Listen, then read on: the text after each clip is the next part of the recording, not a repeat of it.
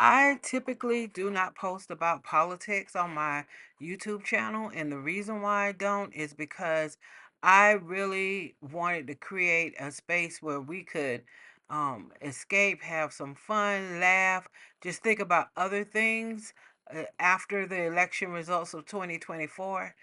So, just I wanted to contribute to content that would help us protect our peace. And I'm taking exception to that tonight because I was on social media and I was on Instagram scrolling and I came across an Angela Rye post, and she was expressing like support of Joy Reid, and I immediately thought, okay, what in the hell have they done to Joy Reid?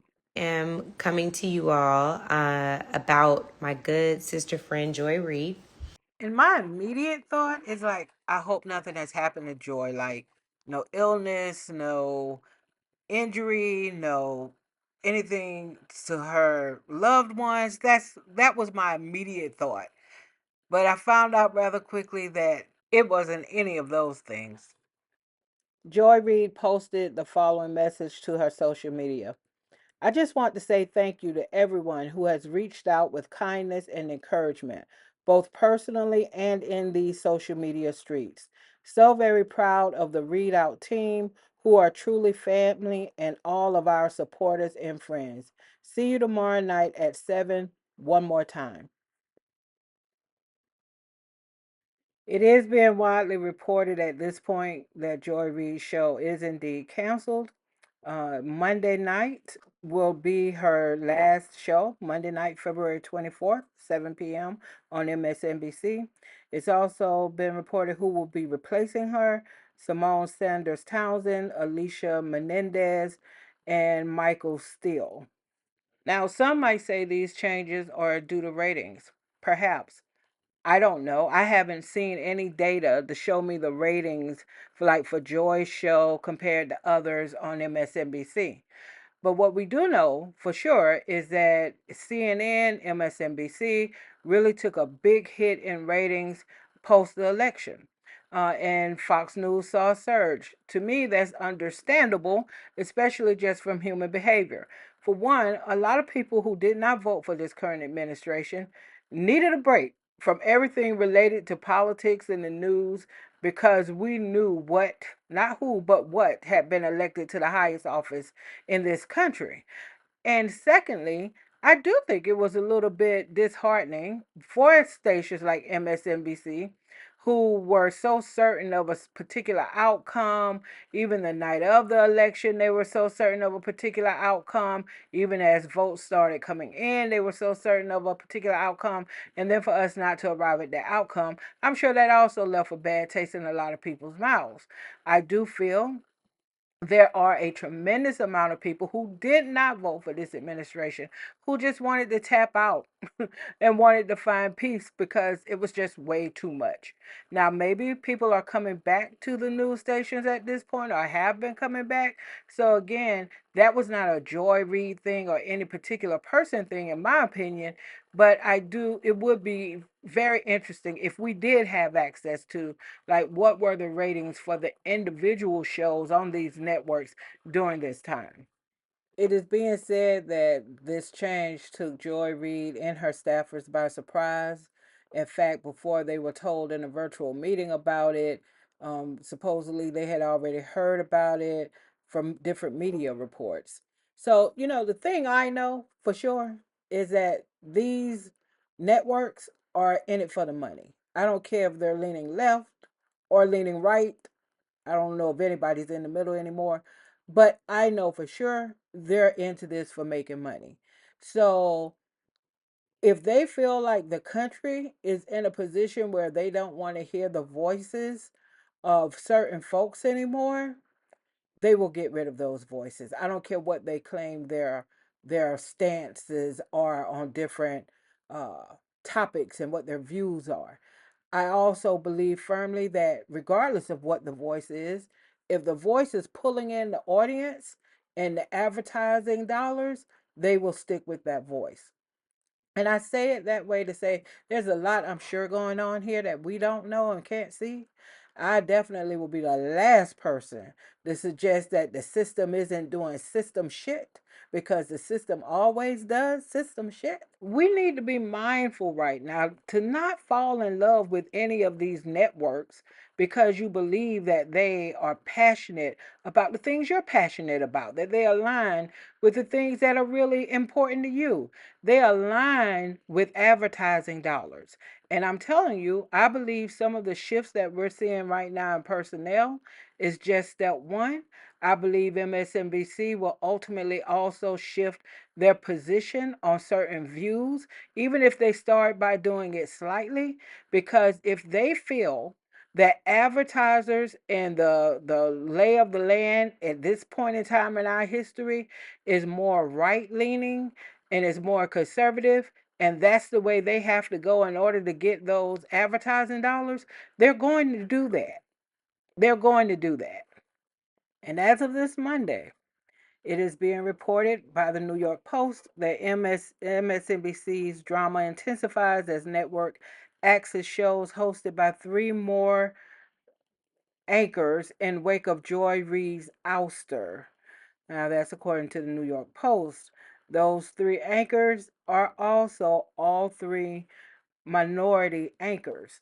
So it's going to be interesting to see as this new president of MSNBC makes all of these changes and brings in new talent.